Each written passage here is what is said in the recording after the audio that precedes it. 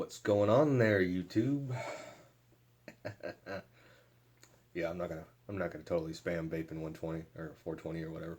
But anyhow, hey YouTube. So this is gonna be my first starter kit review, and it's on basically the first starter kit that I bought. This is the first real vape mod that I bought, and this is the KangerTech TopBox Mini. This is a 75 watt mod. This is the first one I bought. Basically comes with your mod, sort of magnetic battery door, which stays on really well, no problems there. You got to buy your 18650 battery separately. I've got a Samsung in here. Anyhow, it comes with the KangerTech Addy, and it comes with 3 different coils. It comes with 2 Kanthal coils. It comes with 1.15 NiCad 200 coil, which is able to be used in temperature control. It comes with 1.5 ohm stainless steel coil, which is also used. You can also use in temperature control. That's what I have in here right now. It comes with a 0.5 ohm Clapton coil, which is also a really nice coil. That was the first one I used the most of.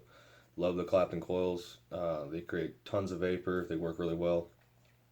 It also comes with a RBA, which stands for rebuildable atomizer. Now the rebuildable atomizer in this is just a little mini coil atomizer, and honestly it sucks. I had to drill holes in it to make it wick properly. It's just a pain. So as far as that goes, don't bother. The other 3 coils are fine.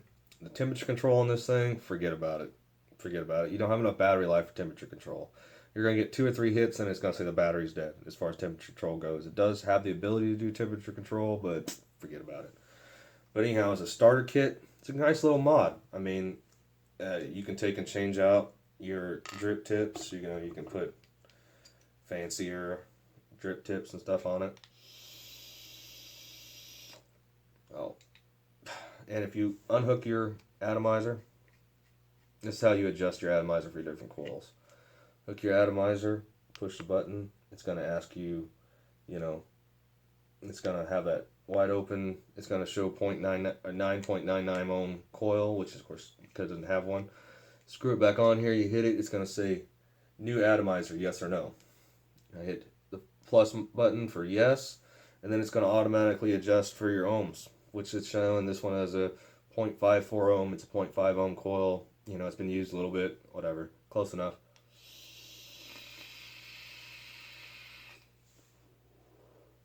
Vape's good. I got it right now. It's at 45 watts. And, you can get a few hours of vaping on this. But you're going to have to switch batteries. You're going to have to charge it. Something. It just won't last you a whole day. Fits really good in the hand. You get a pretty good vape on it. It's got adjustable airflow on the bottom of the Addy. Addy atomizer. Anyhow, little vape lingo for you. Anyhow, this works pretty good, and you can get them very cheap. You can get this whole setup for like $30 online. And I'm sorry, brick and mortar stores, but you can get this way cheaper online and just order it straight offline. Do your research online, order it online. My vape store, CW Vapes or whatever. There's a bunch of them. Anyhow, and they're cheaper. Even with freight, they're cheaper.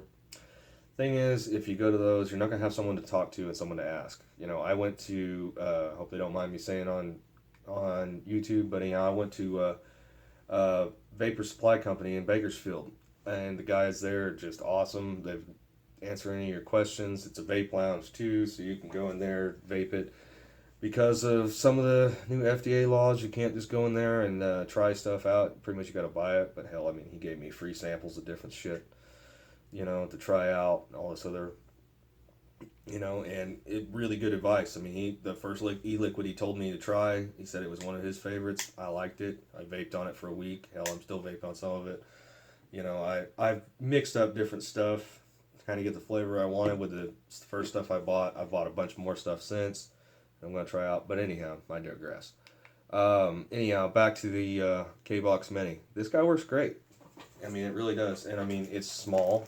This is your old school pack of cigarettes. It's about just slightly shorter on the box, you know, width-wise. It's about the width of a pack of cigarettes. You know, with a top tank on it, it's a little taller. But no problems there. Now I'm wearing a pair of Levi's. Just tuck it in my pocket, ready to go. You know, and if you're worried about it firing while it's in your pocket, 5 clicks, 1, 2, 3, 4, 5, shuts it off. Done. You can stick it in your pocket, it won't fire. Turn it back on, 5 more clicks, 1, 2, 3, 4, 5. Comes back on, you're ready to vape again. You know, and you can take and do that as a child safety deal too. I mean, it's pretty unlikely that a young child that's too young to understand that anything about this, that they're going to be able to actually hit that thing 5 times within a second or whatever it is, to get it to fire back up. Okay, so that's one deal. Another thing too is this stuff, the e-liquid. I'm sure it's toxic to some extent, but it's not going to kill you. I really don't think if you had a child drink a whole e-liquid thing of this, I think if anything they're just going to get sick. I mean, your body digests vegetable glycerin into sugar. You know, I don't know exactly what it does with propylene glycol, but this is stuff that you put into your body normal in your normal everyday life anyway. Like I said, the only bad thing in it is nicotine. The only other ingredient besides vegetable glycerin, propylene glycol, and nicotine that's in this is just flavorings. The flavorings are made from all kinds of stuff. Basically, you know, like when you get orange juice and stuff, it says from concentrate. Similar kind of concept. You know, different sugary stuffs and different vegetable and fruit extracts and stuff like that, and that's what gives it its flavor. There's very little of that in it. I mean, that's less than a few percent of what's actually goes in this stuff. It's basically just vegetable glycerin and propylene glycol, and that's it. But it tastes good. You can also get that Darth Vader voice if you freaking try to talk with a big old long hit of it. But anyhow, taking a cue from Rip Tripper's book. Like I said, these guys, I've been watching these guys' videos. This was I was like, okay, well, I'm gonna do my own videos on it. See if people like my, just layman's take of it. You know, I don't take and go out and buy, like vaping magazines and all this other kind of crap. I watch some stuff on YouTube, different products and stuff, and try it out, see if I like it. You know, that's how I got into it. You know, like right now I've got 3 mods and 5, 6 addies, like 8 batteries, couple Gorilla bottles, that's what I got. Am I saving any money with this? In the long run, if I didn't buy any more stuff, any more products or different things to try out, no, I would save money, sure. You buy them in like 15 ml bottles for like $9. You can buy like 30 ml bottles of like house liquids for like $20 or $60. Depending on where you get it at, it's cheaper. More of the designer flavors. Whatever you do, don't buy the flavors from like a gas station. You want to make sure everything that you get is like made in the United States. You want to make sure that all of your e-liquids and stuff are like from reputable companies like Buckshot and the Cloud Company and Time Bomb Vapes and just do your research. If you go to companies like My Vape Store and stuff like that, they're not gonna sell anything that's crap. They're not gonna sell anything that could possibly get you sick or hurt or anything like that. You buy some of this crap made in Japan, God knows what the hell's in it. It could have arsenic and strychnine and all that other shit like cigarettes do for all we know. But anyhow. So anyhow, that's my review of the KangerTech TopBox Mini. I like it. It's a good mod. It's just not enough for me. I smoke a lot. If you're somebody that doesn't smoke much, like say you only smoke like maybe a half a pack of cigarettes a day. Okay, this might work great for you. If you're one of those people that only has like 2 or 3 smoke breaks a day, and you're only gonna hit on this thing a few times, get your nick fix, and go back in, you're good. For me, that wasn't good enough. I had to go to a bigger mod. But anyhow, as far as that goes, that's good. Now, if you go ahead and, like with these coils that are in this, especially use the bigger coils, use less wattage, they last longer. Now, if you go and put, Like this is Aspire Cleto RTA, the rebuildable tank atomizer. I've got a 2 ohm build in this. This thing doesn't even hardly go high enough to put out for this. This thing, minimum I run it at is 60 watts. So we're going to kick this sucker up to 60 watts. Oh, always remember, with this one does not automatically set itself. You have to actually have the atomizer off, push the button, it's going to flash. That's the fire button, I should say the fire button. Screw it back on, hit the fire button again, it's going to ask you new atomizer, hit the plus button for yes. Now it's going to set itself. Now it says 0.21, close enough. This is a 0.2 ohm coil on this. Because I've got 2 Tiger coils in this with extra cotton.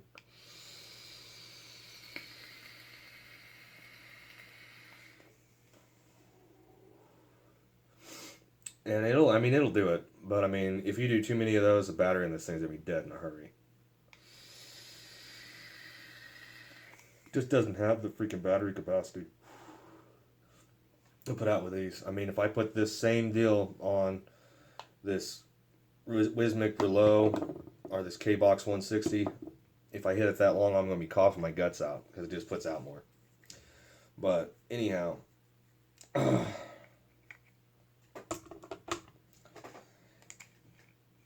this is the setup that it comes with, and it works good. No problems there. Let me show you how to fill it real quick while we're here. To fill it, you just unscrew the top. It's top fill. I really like top fill. Some guys hate on top fill. I like it. But anyhow, you just unscrew the top. Take your little Gorilla bottle. I got a little bit of e-liquid in here. I don't want to put a whole lot in this thing because I don't use it much. Ever. Anymore. But anyhow, these Gorilla bottles, the little small tip on, man, they work great for filling these things up. I don't know if you guys can see that in there without me dumping. It's got that little top piece in there. Just put your bottle in there. Now don't put it in the hole. That's your airflow hole. If you squirt this stuff in the airflow hole, when you breathe in, you're just going to breathe in a whole bunch of oil. E-liquid. I shouldn't call it oil, it's e-liquid. Yeah, just fill her up to the top of the sight glass. Done. Screw the top back on your bottle, like so. Screw the top back on. Oh, you should shut off your airflow when you do this. Close off your airflow like so. I usually run this thing wide open. If you want more restrictive, like if you just started this, you quit from smoking, run like halfway open. It'll give you more of the same hit like you would off a cigarette. It's a lot better with this other e-liquid in here. But anyhow, I mean, she vapes good. She really does. Especially, I still got it turned up to 60. Yeah, I didn't reset it. My bad. Let's open that back up. Reset.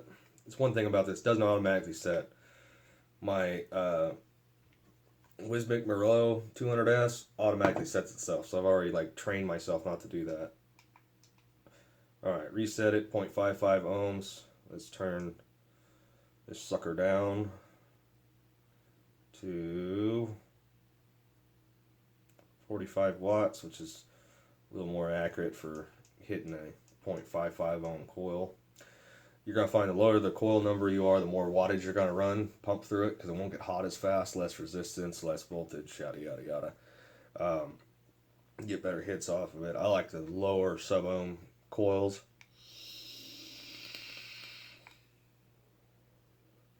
But it still vapes good. It still kind of chucks the clouds a little bit, but nothing like the big stuff.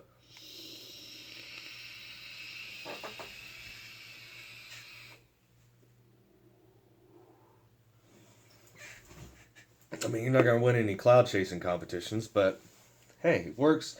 If it gets you off these stinky things, man, dude, trust me, try it. I mean, if I had the money to send every smoker one of these things, well, I wouldn't send them this. I'd send them one of these guys. But if I could get every smoker out there just to try one of these things and give it a legitimate try, and there's a learning curve on these. You got to learn how to hit them. They're a little different than smoking a cigarette. You didn't learn how to smoke overnight. You're not going to learn how to vape overnight. But anyhow, This was my first mod. It worked good. It got me through. It got me off the SIGs. And it works good. But you're going to step up to at least a 2 battery at some point.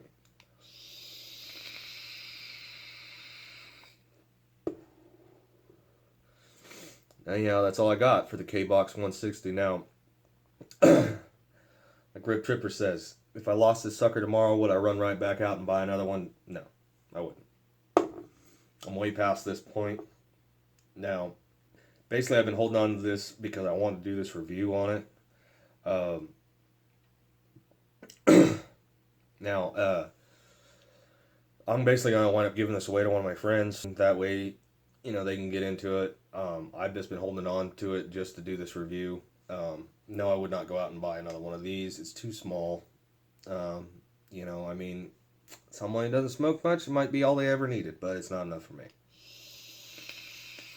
But it does do the job. And Kanger products are great.